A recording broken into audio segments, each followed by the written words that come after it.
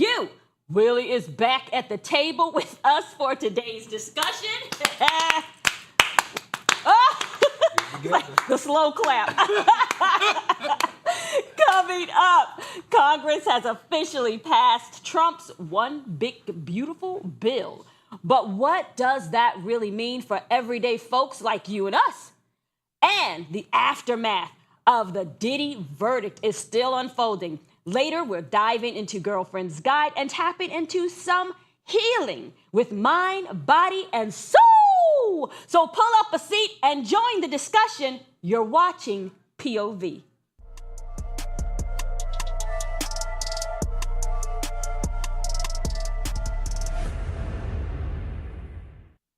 All right. It's official. Congress has passed what Trump is calling his One Big Beautiful Bill, and it's now headed to his desk to be signed into law. But here's the real question. What does it actually mean for us, the everyday folks just trying to pay bills, raise families, and stay afloat in this economy? Is this bill really as beautiful as it sounds? Or is the devil in the details that we need to be paying attention to? Wow, this is hard because we've heard so much about this bill, and we've heard how much it's going to cut people out of health care, particularly the elderly, people with disabilities, and low-income families, while, we're building walls and stuff, and millions and billions of dollars is being taken out of it.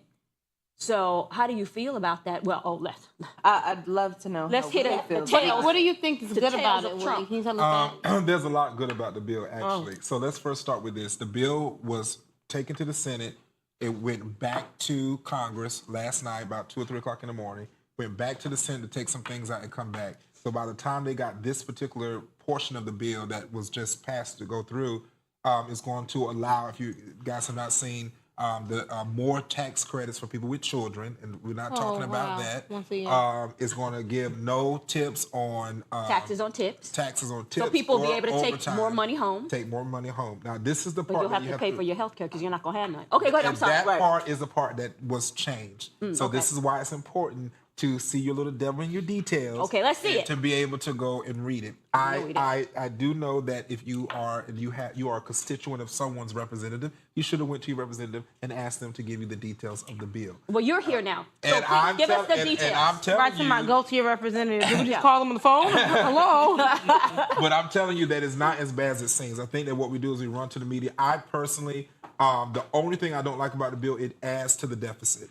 And I think that is a big no-no for me. We don't need $14 trillion? Right. I don't like that. I don't think we need to be passing anything that adds trillions of dollars to the deficit we already have. But there are some conservative things that are really good for the overall American, other than us having to pay this back down the road. Let me ask you, do you think that this was necessary?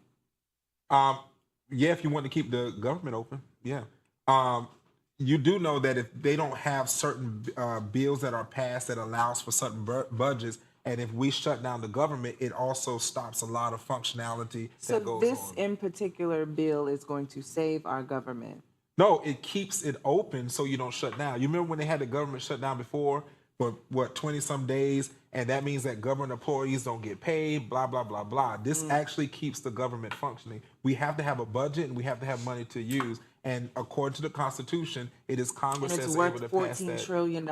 I mean, we're a big nation. And we're already in debt. Well, send a leak. Well, millions a week is being spent on golfing at Mar-a-Lago. That is not him, though. What do you keep talking about? Are you sure? Listen, You've been taking Air Force One back and forth. I mean, what are you talking about? Y'all was complaining when he was taking his own plane back and forth over there. Oh, my goodness. You know what, you all? Please don't listen to Willie. No, listen. Please make sure that I read the comments. Everyone says, thank you, Willie, for speaking up. That's crazy. I read the comments. That's crazy. The comments ain't I've saying... never seen a comment. The comments ain't saying the opposite. Of course, Willie, there's somebody for everybody. That's right. At the end of the day, first and foremost, let's say that. But I guess what confuses me, and I'm constantly saying, even though I'm trying to grow in my efforts and my understanding of it, I'm not the most politically inclined. But on a basic level, I guess what confuses me is that when we're constantly making cuts and taking things away from everyday citizens, and it is not fixing the issues that we have, whether it is making up the tax deficit or if it's fixing a government that does not serve us properly. How are we benefiting from this? And then who's going to be to blame when Trump is done with this presidency and then he's put us more in debt and he's taken away all these things right now that we could have used? Like, I wish we could fast well, forward. one black president, of course. Just to see I it. mean, And then from come all back. the just to hear Willie. and in Just to the hear Willie. future. And I'm going to come back and tell you the same thing. What did I tell you earlier this week? The responsibility needs to start being handed back to the state. And I think we forget that there's 3 levels of government. You have judicial, you have legislative, and you have executive. President Trump and the Congress is within our, Trump is in our executive, and then you have Congress within our legislative, but then we have our state government. And people are wanting big government to do what big government said they're going to do for years, which does not serve you. Anyone who is an actual true conservative will tell you, you do not want the government to get involved with your everyday life. You need to let the state, your governor, your state representatives, your commissioners and councilmen, they need to be the ones to make sure that the needs that you have are met. Stop asking Trump and Congress to do it for you. We should write a letter. That's not their job. No, I'm serious. Your representatives are easier to contact than you think that they are. I just think that we think because they're sitting in a desk in Washington or in Tallahassee. Oh, I know that they're easy because we see the people when they come off that plane. Oh, Representative, what are you? Plenty people have contacted their Maybe that's what we representatives. should do. Plenty people have protested. Plenty people have written letters, and they don't care. I mean, you have Mitch McConnell who actually said they'll get over it. So, I mean, and this is from the state of Kentucky. Mitch So, McConnell at is this a point- failed Republican, weak-kneed, what? jellyback coward. Oh, this is what you're we saying? Don't care. Are you gonna nothing. say that about We Lindsey don't Graham, care too? Nothing. Lindsey Graham is also trash. So we don't care about those 2 Republicans. They're But yet, whitewashed they and trash. have a significant point in the government. You listed the worst 2 Republican representatives we have had in Well, American I'm history. listing them because that's what the rest of them are following. So, Following call the what? rest of them? Garbage? Yeah. Them 2 are disaster. what do you call the rest of them that follow those 2? Conservatives. Oh, is that what you call them? Yeah. Okay. Y'all pick your own words for them. But when you feel it, then you'll know what you want to call them. Okay, now let's move on to 2 major figures. Diddy and the former CEO of Abercrombie are facing serious charges, but getting very different treatments. I wonder why. Diddy's behind bars right now, waiting on sentencing after being found guilty of transporting women for prostitution. But his request for bail has been denied. Meanwhile, Michael Jeffries, accused of sex trafficking and exploitation of young boys for decades, I believe that's, fact check it, tied, I'm going to say, to years and years of alleged abuse and essay, isn't in jail at all. A judge ruled he's mentally unfit to stand trial. course. So his case is on pause while he's monitored at home on $10 million bond. So we're asking, is justice really the same for everyone? And when mental health is involved, does it become a legal shield or a way to dodge accountability? I don't even know if it is when mental health is involved or if the question should be when they pull the mental health card. Right. There you go. You know what I'm Right. saying? Because at the end of the day, any of us struggling through this economy on the highest to the lowest level, we all have mental health issues, technically. Got you know to what I'm be saying? crazy to live here. Exactly. But, maybe Diddy should have tried to take advantage of that because clearly we see that he is mentally unfit. The fact that you sitting in corners watching people pee and do all this other stuff. Oh, yeah. But You got mental issues. y'all take over. Take over, y'all. What do you think about this? What do you want to hear from me? My personal thing with this is I do know that there's discrepancies within the judicial system. And this is my actually first time hearing about Abercrombie and the CEO with this. But I would say that I do remember that Diddy did mention something about his mental state. At the end of the day, though, I'm pretty sure that there can be appeals where he can go back. His bond was more than $1 million, but I feel like personally it was more about the fact that it was so fresh and that the threatening abilities that he have to multiple people. And I think that they're really trying to safeguard. But this those is fresh as individuals. well. Exactly. He's on a Yeah. $10 million bond. This is the owner of okay. CEO of Abercrombie. Somebody. And I recall when Diddy mentioned mental health, it wasn't in the interim of his, court proceedings. It was It when he came was later. trying to get Cassie's husband thrown out of the court. That was just a little ploy. That wasn't nothing too serious. But we should have been known should have been knew, okay, something was going on with the CEO of Abercrombie. And I remember I worked there for one day as a worked for teen Abercrombie, too. for one day. Okay, first of all, but I remember, like, first of all, they were only soliciting kids that kind of had like a certain look to Yes, work that's there. right. Yes. And then every day you go in the store, it's a bunch of naked young boys, and we just weren't paying attention. I mean, he's letting you know what it is. But luckily, God only had me there for one day. Okay. I never saw no naked little boys. What do you mean? You maybe didn't without every day shirts. when you go on without shirts on and low-rise pants where you can see the cut of their crotch. That's naked. Okay. Yeah. Okay, Yeah. okay, I get that. And this has been going. I thought we meant like literally naked. What I read is that it was actual trafficking. He was actually trafficking. That sounds about right. He was these probably saying, you young can be the males. face of Abercrombie Right. 2020 if you...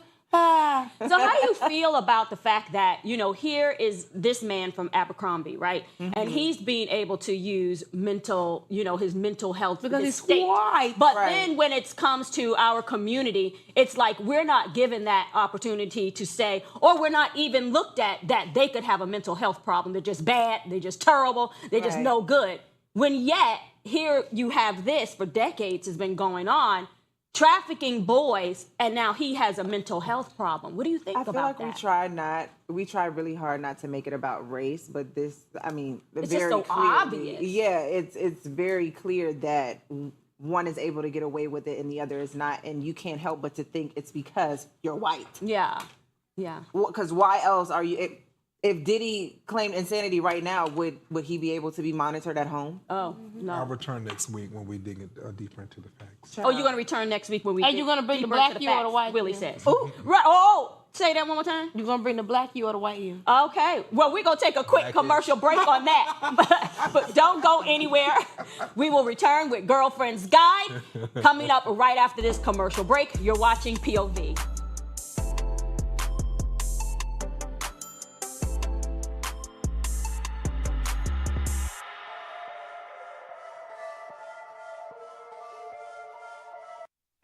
What's up, social media family? Thank you so much for tuning in with us for today's episode. It is Thursday, and I got a question. So, name something that men don't realize is a turnoff. Okay, I have one, and this may need to be censored, but it's from back in the day. Okay. But I don't know if men still do it now because I'm not currently on the market. But them DPs, Excuse me? What is that? them pics of the D. Oh, Okay. Major okay. turnoff. Okay. I didn't know what you're talking I about. don't even know what that is. All right. Bless We'll my heart. have to share that later when we get off air because it's the family show. Oh, okay. Do you have Well, one? you'll have to tell me. Yes, drama. Oh, yeah. They love to say we don't like drama, but I think what it really means they don't Focus want on you your- bring your hush side your of mouth. it. Focus on I your think side. what they mean is they don't want you to bring drama, but it's okay if they bring you drama. Ooh. I think that's what it means because they don't like Okay. it, but they seem to have a lot of it. I feel like I have a few, but I guess we don't have time for it. Oh, So we're thanks gonna get so back much. to the show. Already? We could have heard Willie. You ain't got nothing about the man? I didn't tell the hush. They were telling us to rap. Didn't-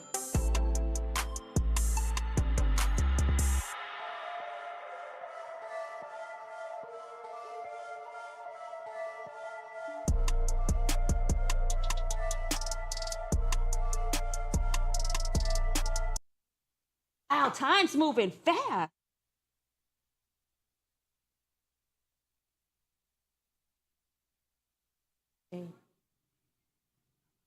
Okay, y'all, I'm gonna keep up with the time because it's moving really fast, y'all. Welcome back. This is the part of the show where we dive into all things love, life, relationships, and everything in between. Let's get into Girlfriend's Guide. You see how fast I'm talking?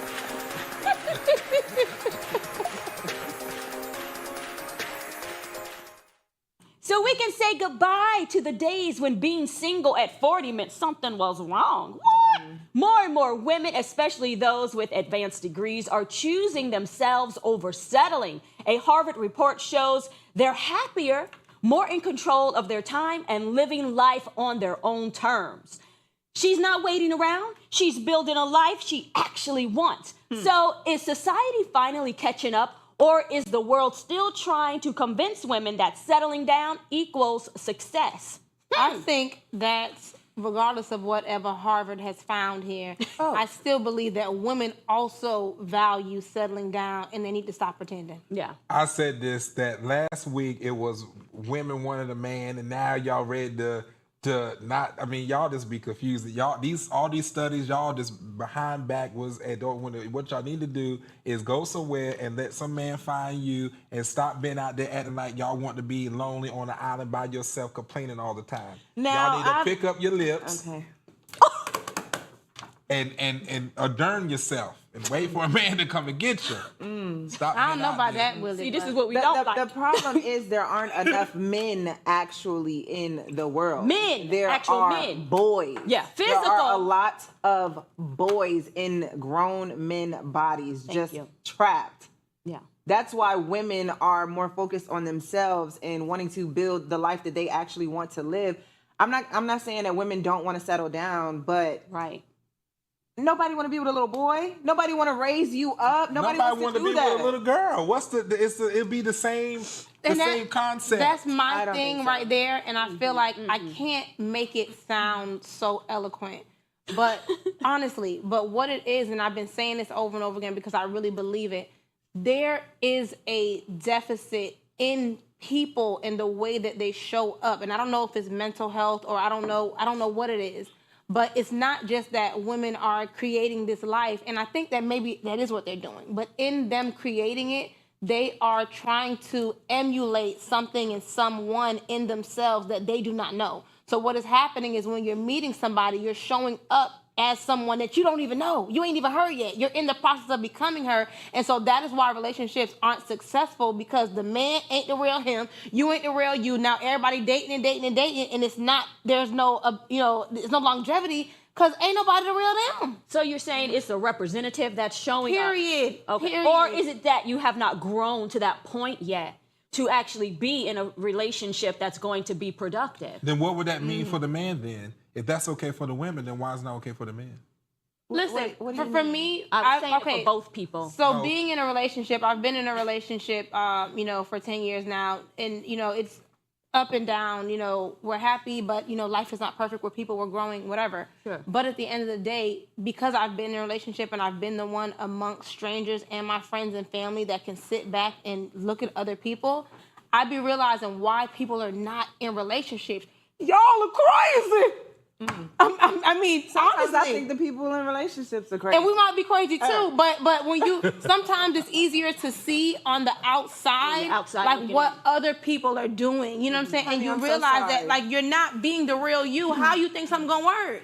Honey, I'm so sorry. I would rather be single and eat a jean jacket every single day than be in a relationship with somebody that I really don't want to be with. Yeah. I'm so sorry. Yeah. Yeah, and I see, where that comes from, and I also emphasize with that, and I understand that, but I still feel like people say that and they act like they're so happy by themselves, and the truth is they are not. Yeah. I am. I am happy by myself. Would I like a relationship? Absolutely. I would love to be in a full-blown committed relationship, raise a family, all of that. But I'm not doing it with just anybody.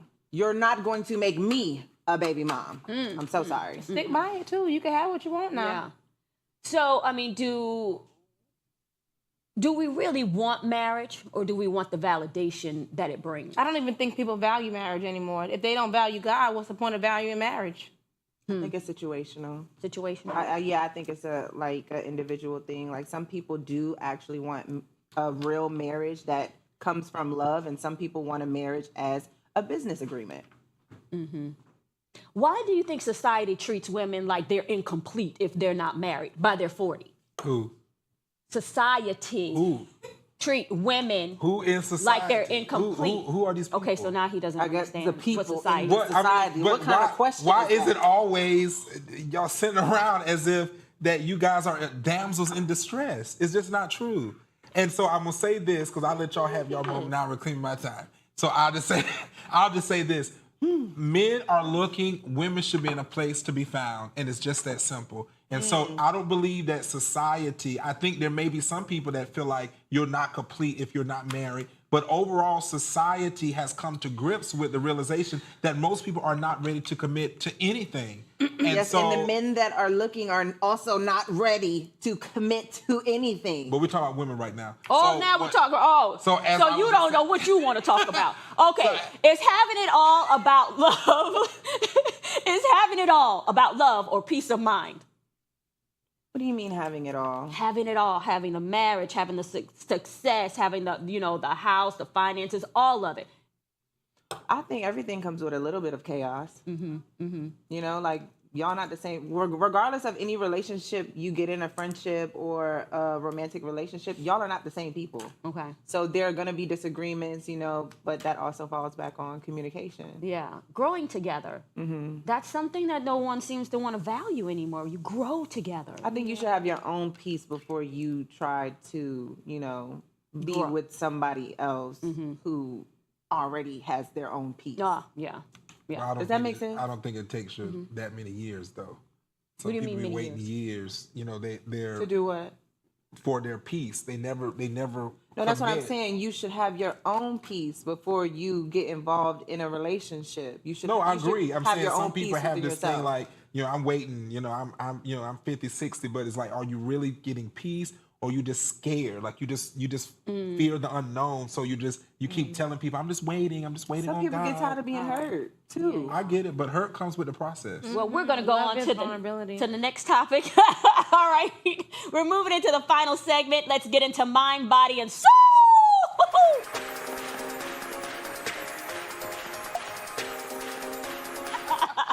I'm going to do a run.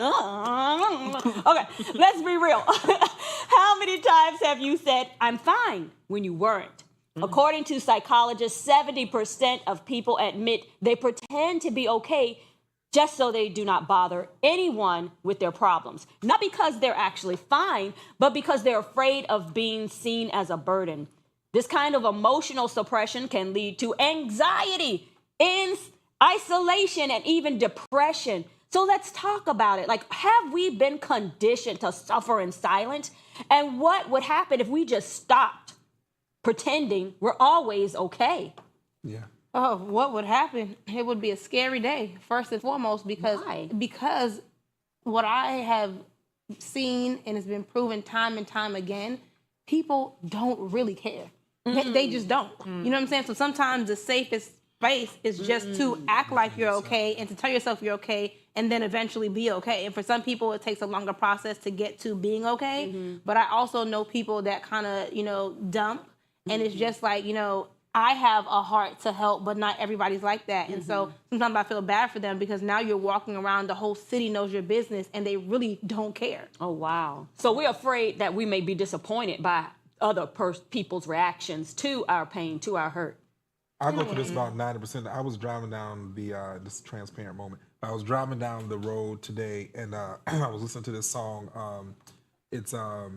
God, I can't think of the name. But I was listening to this gospel song, and as it was playing, I just kept listening to it, and it was just basically reminding me to trust in God. But as I'm riding, I'm starting to weep, and I'm telling myself, get up. You got to get up. You got to get up from here. You got to get up here. And as I'm thinking, reading this, it's like there's no one to dial to be able to call to say here, because when I get on the phone, it's normally other people's issues or how can I pray for them or like, oh, okay, well, you know the word, because I call my mom, I love you, but she'll call, well, you know the word better than me, you better go pray.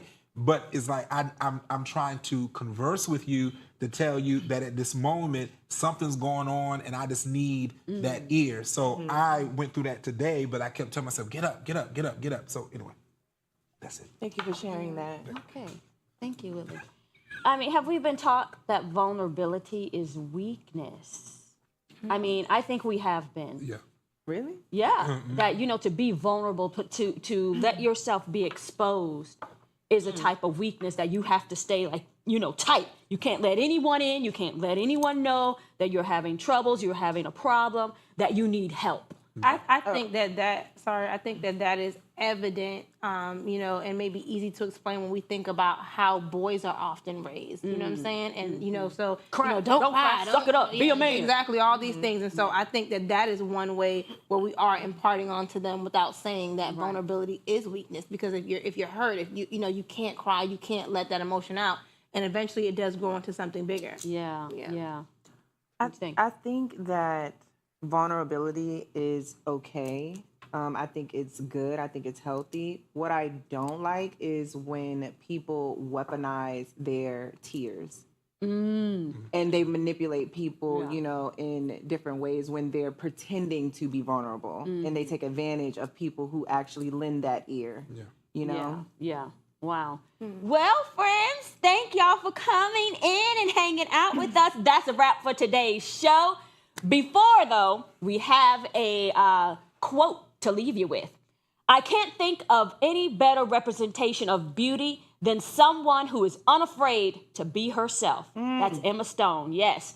Thanks for hanging out with us. We'll catch you next time right here on Point of View, only on Afro TV.